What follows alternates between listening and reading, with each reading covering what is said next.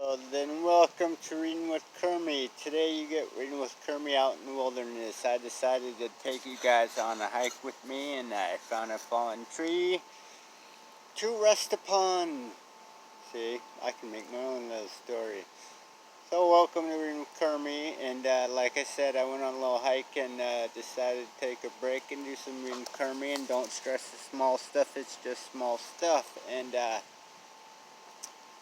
I thought, what the heck, what a beautiful day.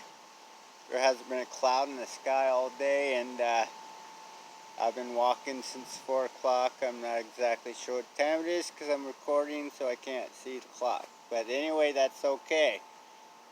Time's not supposed to exist when you're exploring like this. So, time the illusion. Anyway, we're in Kermie, Don't Stress the Small Stuff, Book 2 with the family, and we're on chapter 42. And what a chapter to read in the wilderness where no one gets hurt. Appreciate your in-laws. So sit back, relax, and take about 5-10 minutes to listen to some appreciating your in-laws. Let's do it. Admittedly, this has been an easy one for me because my in-laws, Pat and Ted, are extraordinary people.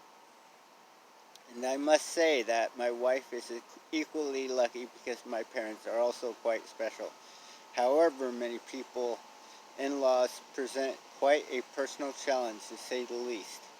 And even if you like your in-laws, you do not have to make certain sacrifices simply because of the nature of your marriage. You will, for example, have to make trade-offs as to where you spend holidays. You will also have to deal with the almost unavoidable problem of conflicting backgrounds and upbringings, different religions, philosophies, differing views of parenting, discipline, spending, savings, and relative importance of spending time with family and so forth.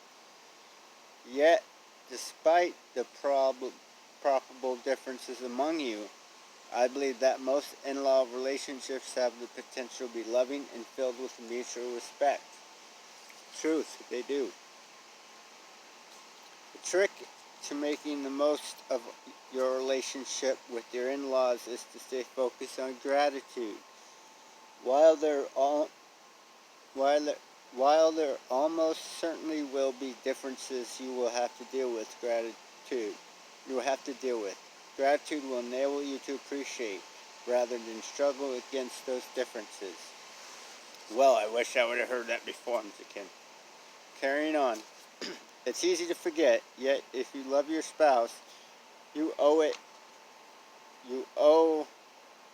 your in-laws an enormous debt of gratitude, if not for their bringing your spouse into the world.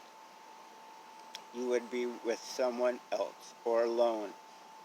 In most instances, it took your in-laws or one of them to raise your spouse, so regardless of what you may think, they played a significant role in your spouse's upbringing. Before you sarcastically think something like, "This explains why my spouse has certain problems," keep in mind that the opposite is equally true. If you blame your in-laws for any issues your spouse struggles with, it's only fair to give them credit for his or her strengths as well. True. In addition, if you have children, their genes, their physical makeup, come in part from your in-laws. Without their contribution, your children would not be people they are. If you think your kids are cute, and who doesn't think so? Some of the cuteness, whether you want to believe it or not, comes from your in-laws. Believe me, I'm not a bury your head in the sand and pretend that everything is perfect kind of person. No. I realize that all in-laws have certain difficult qualities, just as I will to my future son-in-law someday down the road, way down the road, in parentheses, not my son-in-law, author of this book. However, what choice do you have? You can continue to complain about your in-laws, make mean-spirited jokes about how difficult it is to have them and wish they were different. Or you can begin to focus less on their irritating quirks and characteristics and instead focus on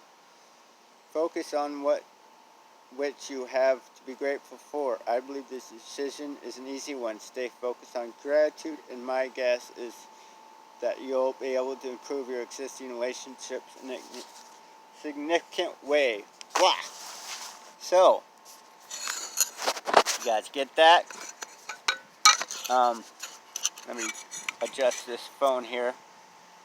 So, the stand it's on, it's trying to roll off the log I'm sitting on. But anyway, appreciate your in-laws. Yes, very, very important. Especially if we want to live that peaceful and happy life. At the moment in my life, I am single, so I don't have any in-laws, but where it says be grateful for your in-laws, yeah, I can see where I went wrong in past relationships.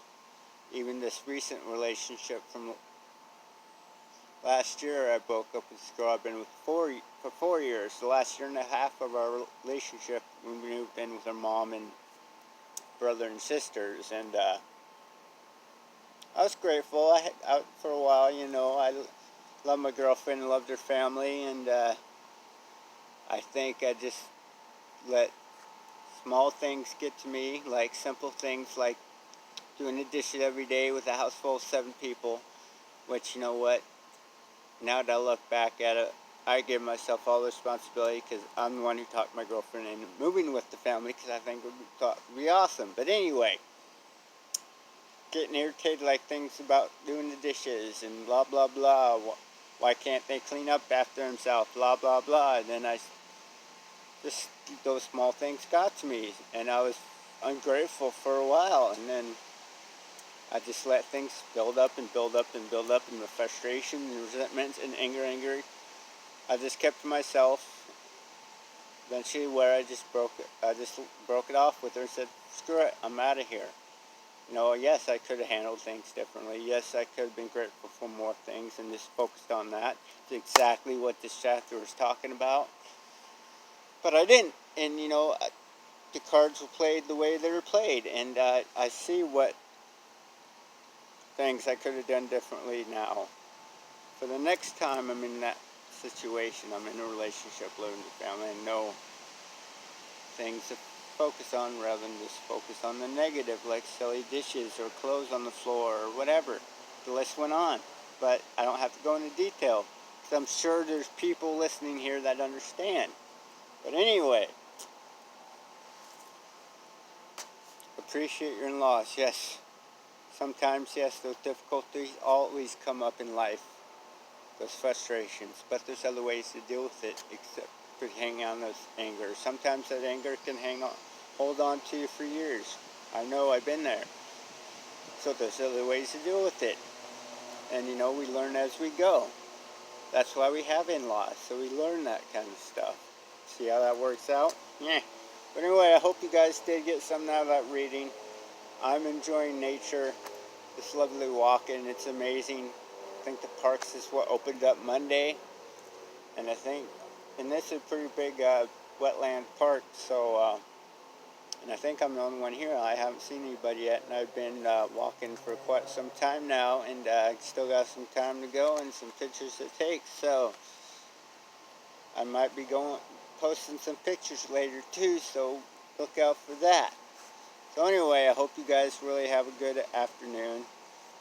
Try to enjoy some sun like I have. I know it's weird, this lockdown thing really limits our freedom and things we can do, but just be patient and just fight the power, and we'll get through this thing, okay? I love you guys, and I hope you have a wonderful day. I'm going to continue walking and taking some photos. Peace!